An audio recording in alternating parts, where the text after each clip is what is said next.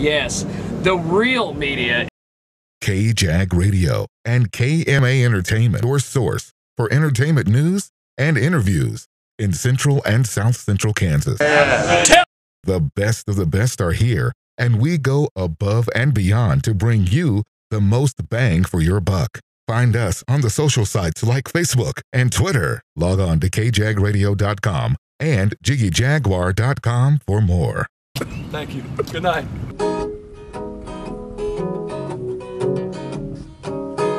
Misery, I don't think that I'll ever know, see the sun from here.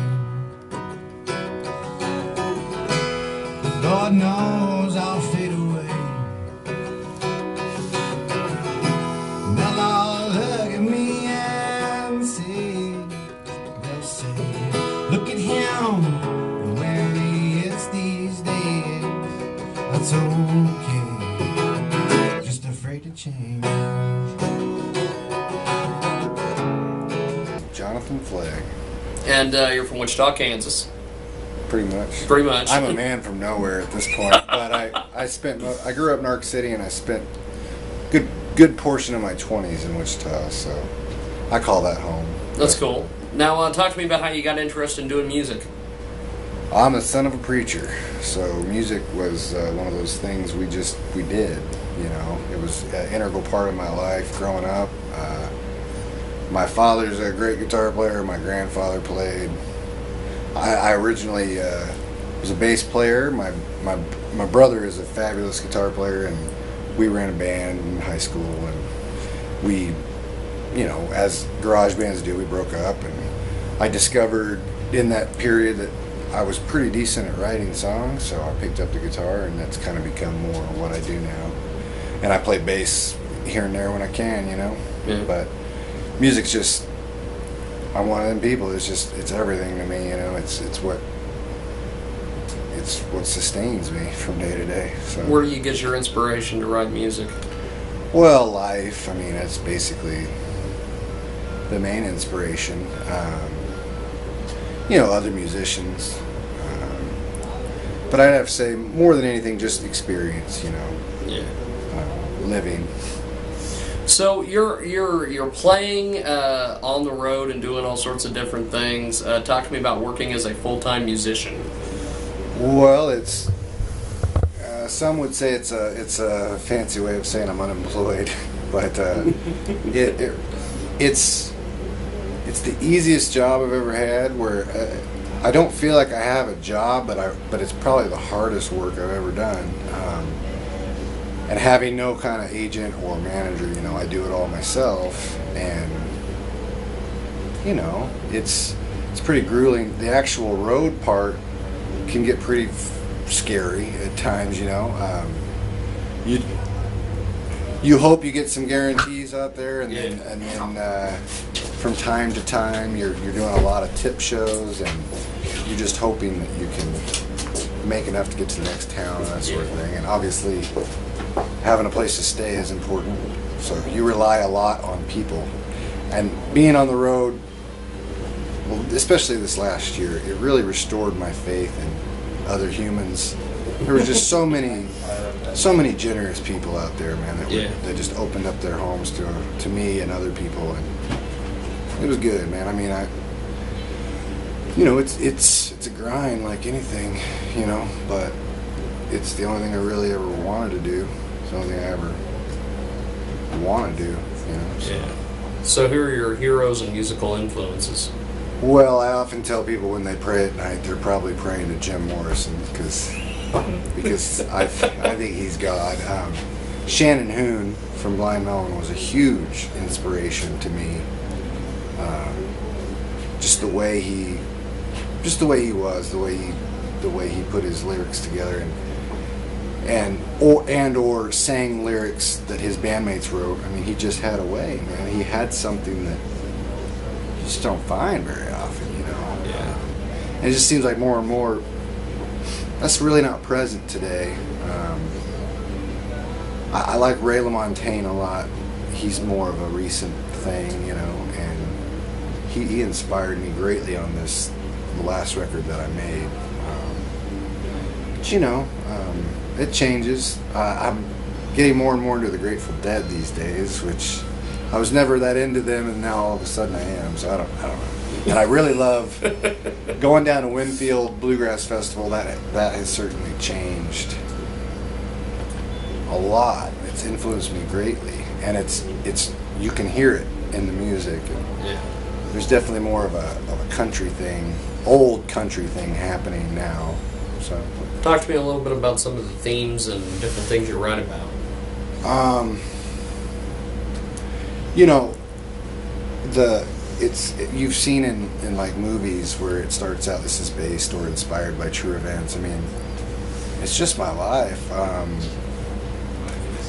I lived in California for several years, and there was a period where my wife, she wasn't with me, and I was living out there by myself, and I couldn't afford the rent, and so I just set up a tent in my friend's yard, and I lived in this tent for 3 or 4 months, and it was just a wonderful experience that I wouldn't trade for anything. And most of the record Strange Caravan was written in this tent, and it deals a lot with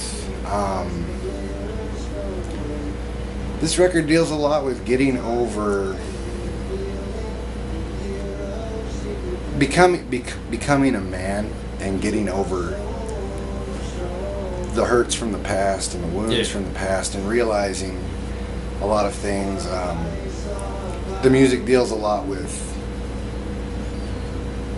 paradigm shifts in my life, letting go of beliefs and things that just don't suit me anymore, and trying to figure out who I am now, and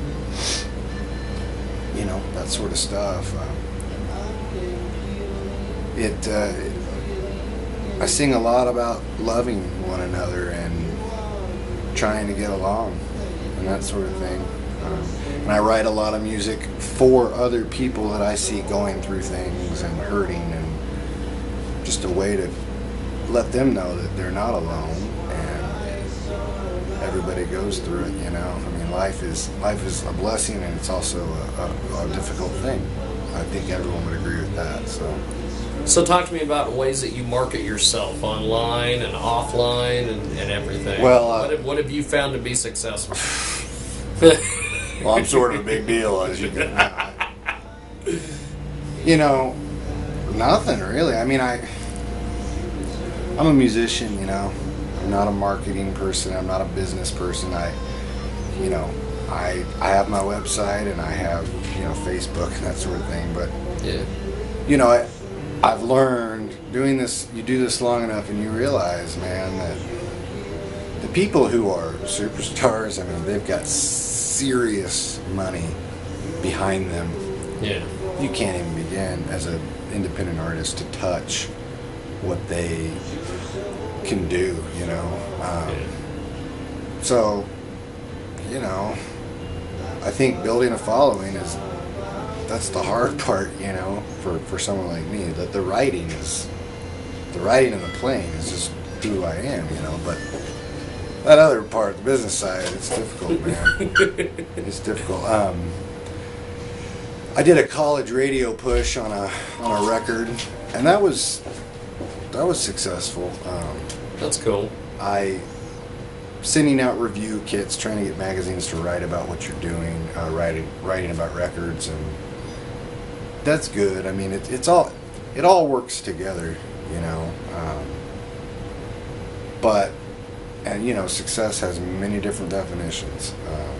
So I feel successful not necessarily because I'm like some household name or even a Kansas household name. I feel successful because I'm doing what I want to do, and I have the courage to do it even when it's kind of nonsensical to do it, because in a lot of ways I see life as a game, and it's silly to not go after what you want just because it's difficult, So I look around and I see people all the time who are living these lives and they're miserable, and it just doesn't make any sense to me to do that.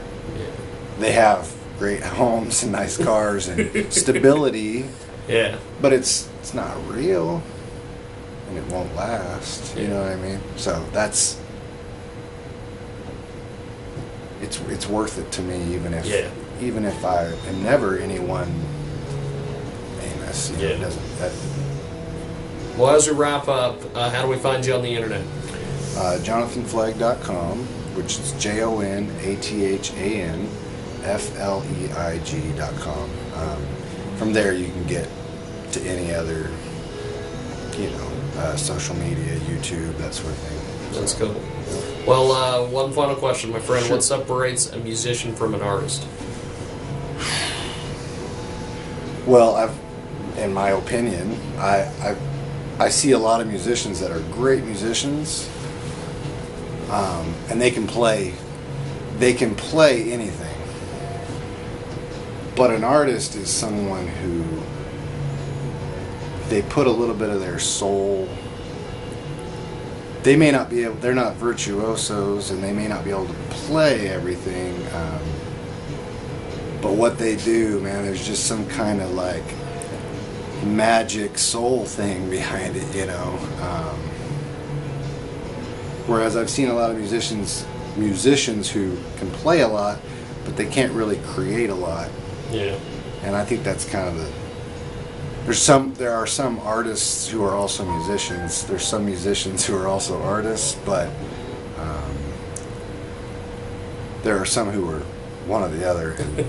And I think the line that divides them is in creativity and the ability to make something from nothing. Yeah.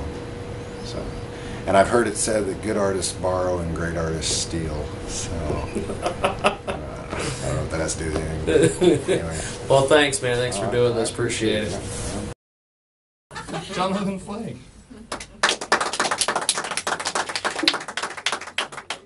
Yeah, I'll turn on the...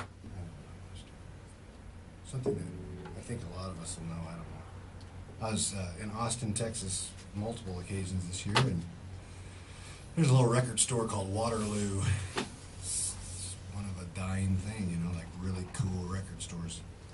Obviously, they sold CDs as well. And I've never been a big Grateful Dead fan, but I found American Beauty on CD, and I thought, what the hell? So I buy American Beauty. It was the only CD I had on tour, so I listened to it over and over and over, and I became a Grateful Dead fan. So, here's your Grateful